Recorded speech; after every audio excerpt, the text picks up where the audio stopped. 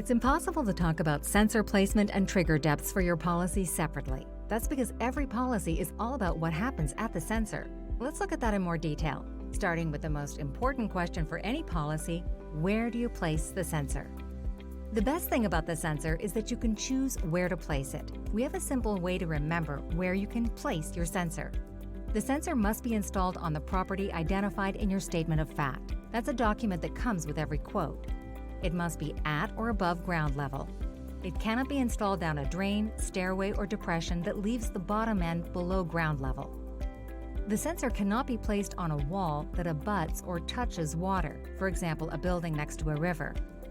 The sensor costs $200 per year. This covers licensing and any replacements required.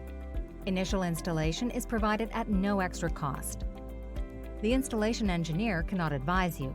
You must choose where the sensor is installed to best suit your needs. Other than that, it's up to you. Most clients choose to place the sensor at the point of lowest elevation. That way, it will detect the first sign of flooding, and clients can choose higher trigger depths.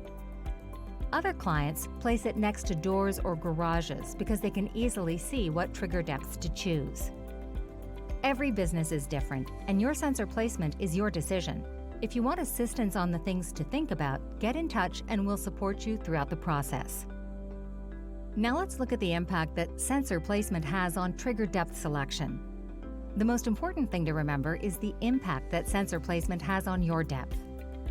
Placing the sensor lower down typically means you can choose a higher depth for your policy. Let's look at a simple example. This business is on a hill.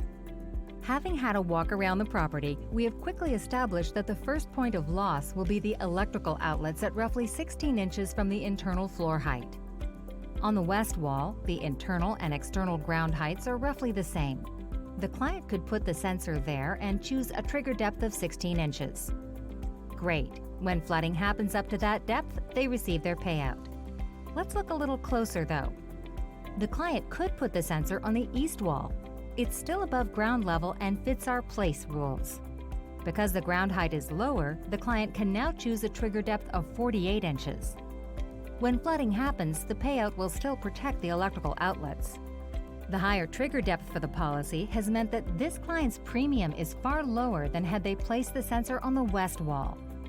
Considering your sensor placement and trigger depth together can lead to significant savings. Be wary, what happens at the sensor is the basis for any claim. Here's some tips to make the process easier. Walk around the property with measuring devices. Talk to your agent or third-party surveyors. Contact FloodFlash experts who can provide bespoke assistance. We're here to help.